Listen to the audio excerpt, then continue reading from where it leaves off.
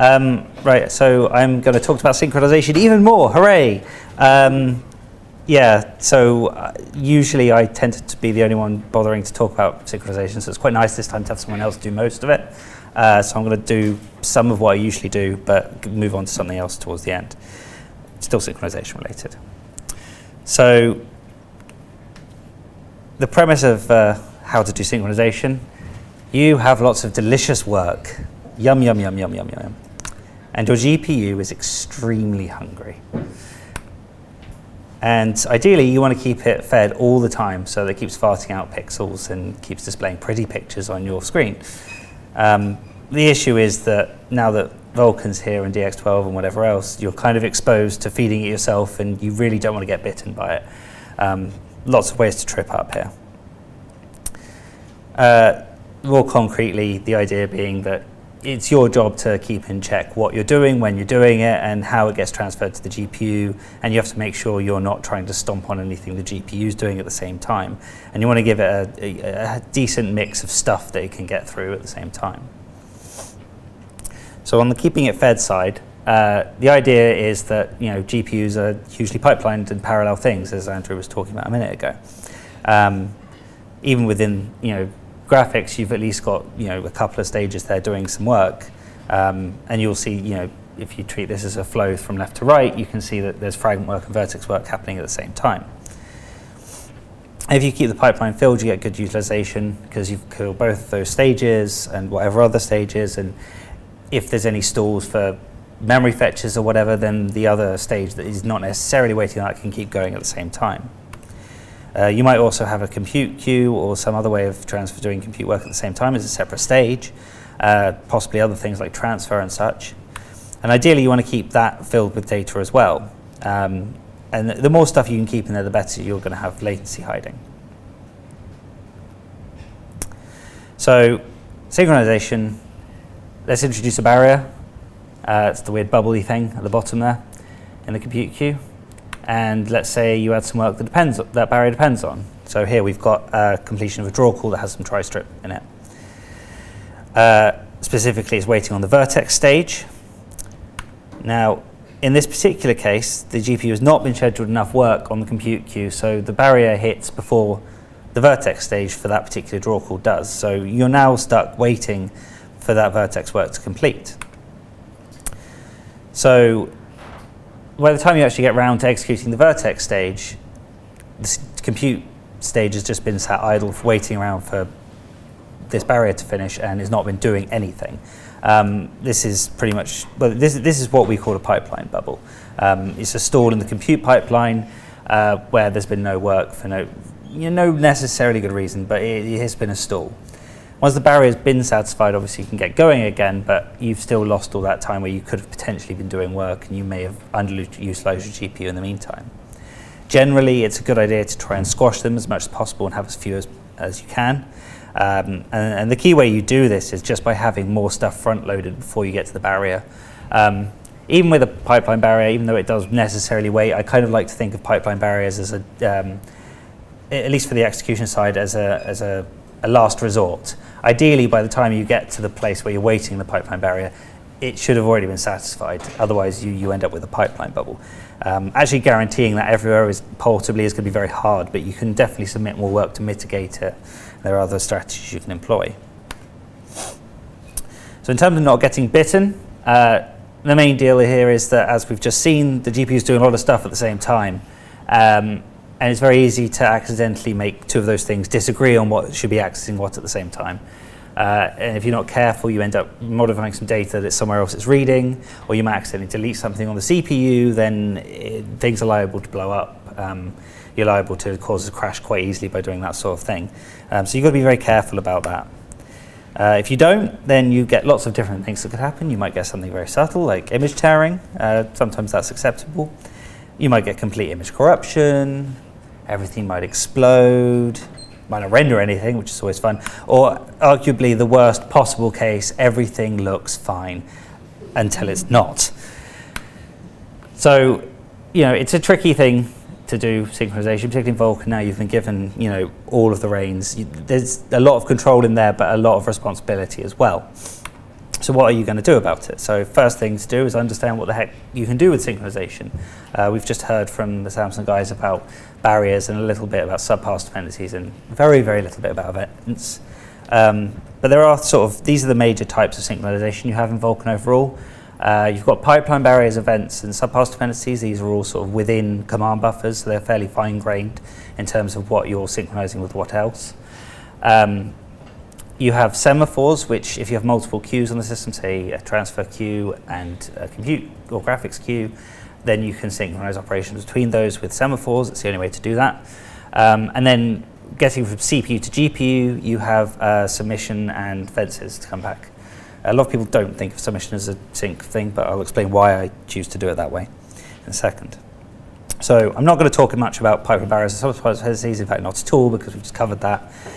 Events got covered more than I expected them to, but I think the way to think about them is that they're very similar to pipeline barriers, but they operate over a range. I know Andrew said one thing about what events are for, but I just thought I'd pop up my diagram that I'd already done before I saw his slide. The idea is basically you set where you're going to start the event, being satisfied, then you can submit additional stuff in the middle that's completely independent, and then you can have your dependent commands at the end to where you actually wait for that event. The idea here being that any work associated with an event, such as cache flushing or layout transitions potentially, or even just actually inserting stuff to actually perform the set of the event, can overlap with whatever you've set in the middle.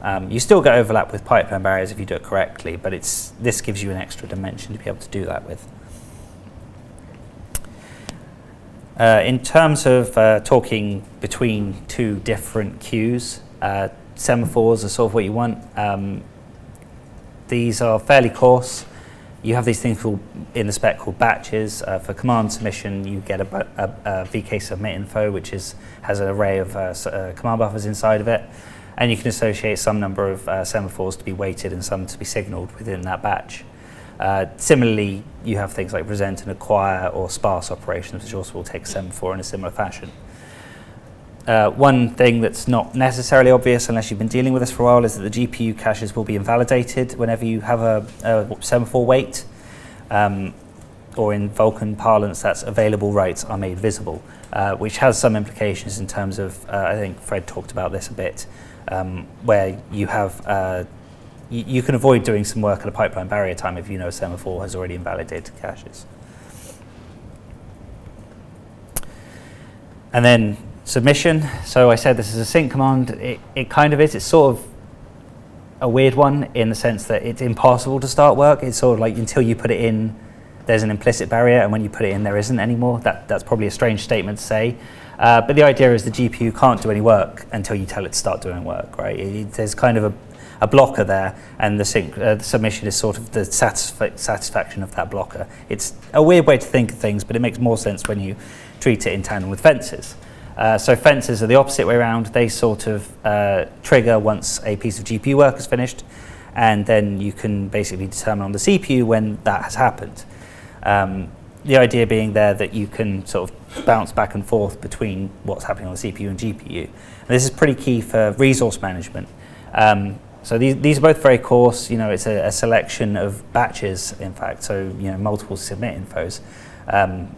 The reasoning why that split exists, I'm not entirely sure, but it is there. But typical way to think about it is, say, one frame of rendering.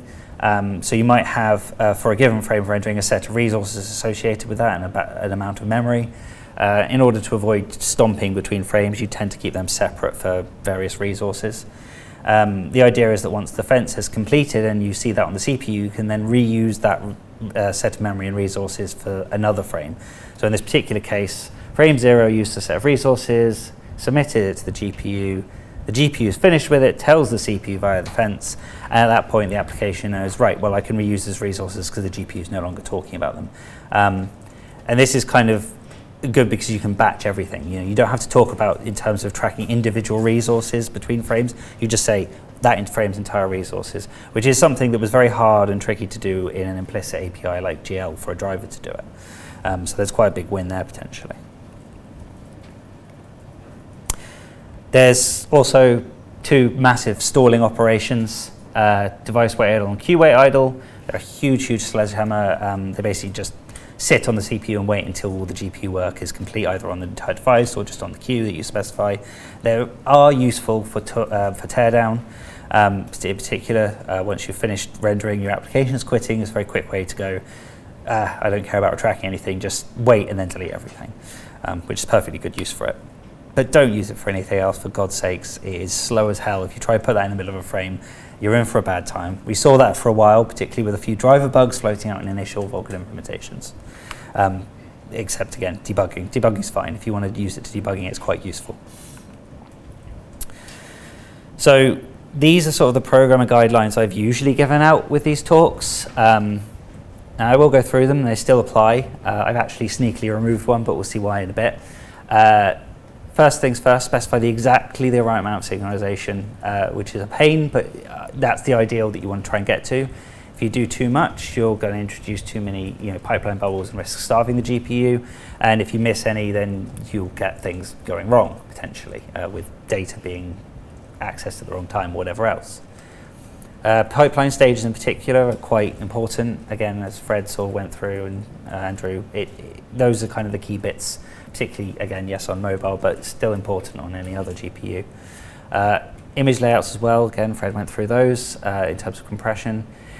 Render passes, useful for planning stuff ahead because the driver can actually get a sort of scheduling view of what's happening. One nice thing to be able to do there is if you have multiple independent renders, such as different shadow map passes, you can put them all into the same render pass without a dependency, and that, in theory, lets the driver actually not care about how they're scheduled together. It can just do them in whatever order it wants, which can save some time. Pay attention to implicit dependencies. So submit and semaphores both have some amount of cache invalidating associated with them. You don't want to be accidentally doing that again when you hit a pipeline barrier in a command buffer. And finally, and this is the most annoying one, there is different behavior depending on the implementation, and it can vary wildly. Tiling versus not tiling is a key example of that, but there's so much more. And so, unfortunately, you are going to have to test and tune about it on basically every single implementation you care about. There are, however, finally, some tools that have gotten a bit better to make that slightly less painful. It's not great yet, but it's certainly a lot better than it was a year ago when I gave this talk last. We definitely know it's an issue. Various things have happened, and things are getting better. So what I'm going to do now, this is the new part of my talk, is actually go through a few of those things and sort of give a little bit of advice on tooling. So first, most obvious one, validation layers. They do actually catch some stuff now, hooray. One of the main pain points we found, and I'll go into this a bit more in a bit, is with the combinations of enums you have to use. Which access flag goes with which pipeline stage goes with which layout. It's kind of hard to commit to memory and hard to recall, and developers seem to run into this quite a lot by getting it wrong. I think it's gotten better as education has gotten out there, but it still happens. It's quite easy to screw it up. Even naively, I will do it if I'm trying to write a barrier and end up having to read the spec to figure it out, which is great fun. The validation layers will now actually catch that sort of error very trivially. There was a lot of work sometime last year, I think, to make sure that happened. So that's great. There's also things to catch stuff like using graphic stages on a compute-only queue. I believe that's caught now. And there's also some sort of conservative amount of general misuse being tracked now as well.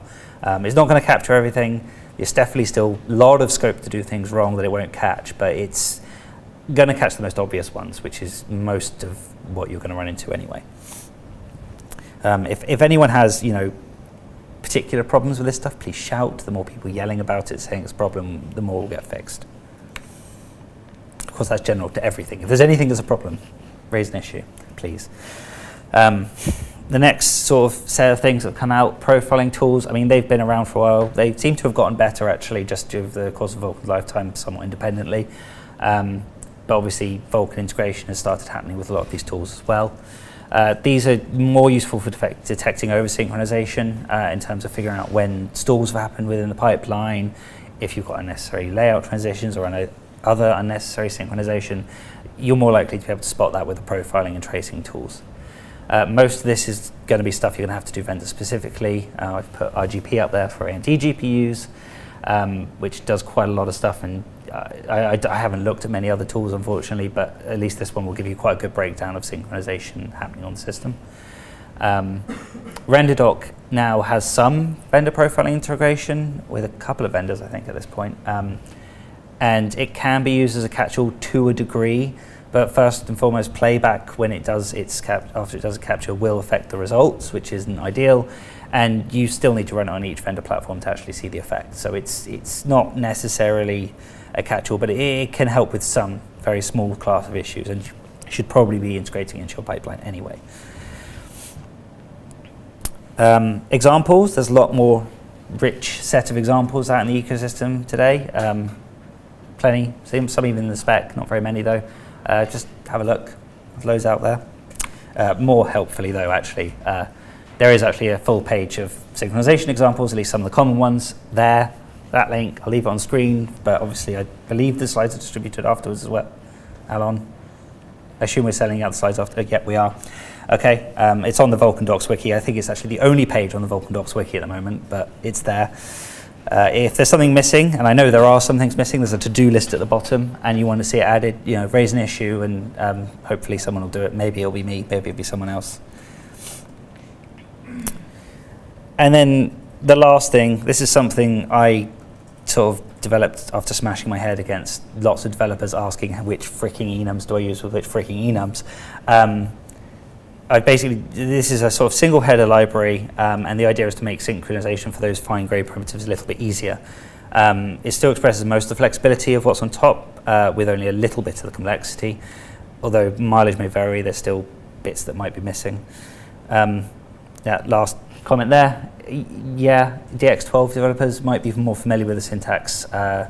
It sort of has usages instead of actual sets of enums. It's not a one-to-one match with DX12, but it is more similar if you're used to that. So it is still hard, it's still explicit, but in theory this will help. So what actually it does, so I've mentioned before, these three stupid enums, people bang their heads against a lot because they look like this. Huge lists of things, each one has lists of things, and it's invalid to use certain things with certain combinations or nonsensical. So they're all interconnected in non-obvious ways and quite sparsely. And don't forget image layouts as well. It's a friggin' mess. I initially, when I first started looking at synchronization, was like, oh, this is fine, I completely understand this model. And then I started talking to developers about it, and then suddenly realized what sort of horrific pain there was around this. I would say these arrows should actually be correct. There might be a couple missing, but they're correct as far as I know. There shouldn't be a wrong one among them.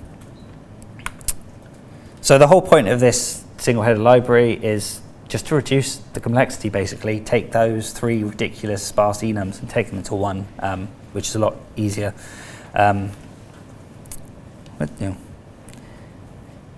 So it seems like a fairly trivial thing to do, to just do a mapping, but it's if you haven't looked at these things yet, it's hard to overstate how bad it is. You end up just repeatedly looking at the spec to try and figure out what you're doing and making sure you're doing what you're doing.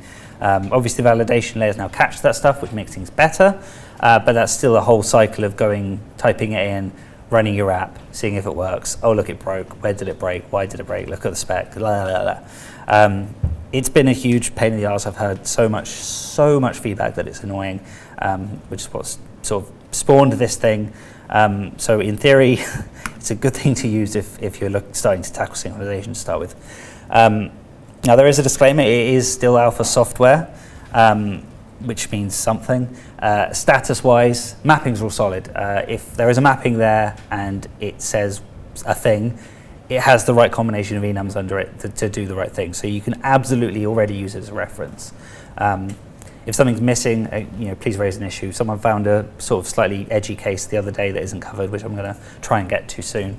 But for the most part, most of what you want is there.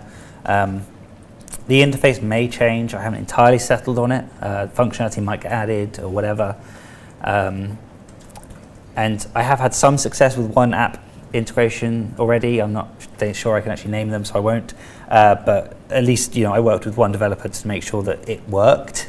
And it seems to, at least it goes through validation layers well. That's screaming, which is a good start. if anyone is interested in integrating this into an application, rather than just going ahead and doing it, please feel free to ping me. Either talk to me today or email me or raise an issue on GitHub and let me know. And I should be willing to help at least a little bit with that. Certainly willing to get engaged in the feedback for that. And it's, that website, that GitHub repo there, that's where it is if you want to go check it out. So programmer guidelines, they basically remain identical. None of that is incorrect. There was one I removed, which I doubt anyone spotted, but it was about validation layers, because I'm now replacing it with this one. Use all of the tools. There are a number of tools out there. They will help you. If you don't use them, good luck, which probably applies to most of Vulkan, actually. But synchronization, it's not completely, utterly terrifying.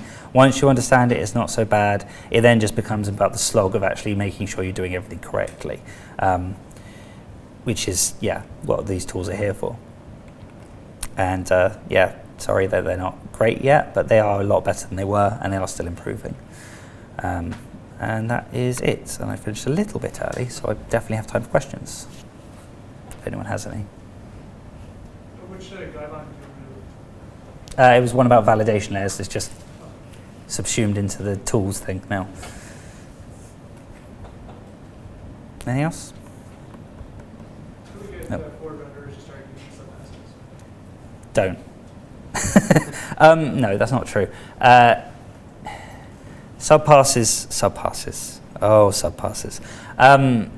Subpasses are fun in that they were kind of designed. I don't know how much I should go into now. I can rant about them a lot. I will say this.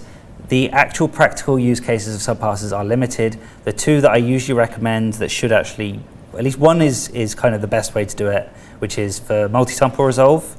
That one just should be an immediate, just do it that way. Any other way is silly.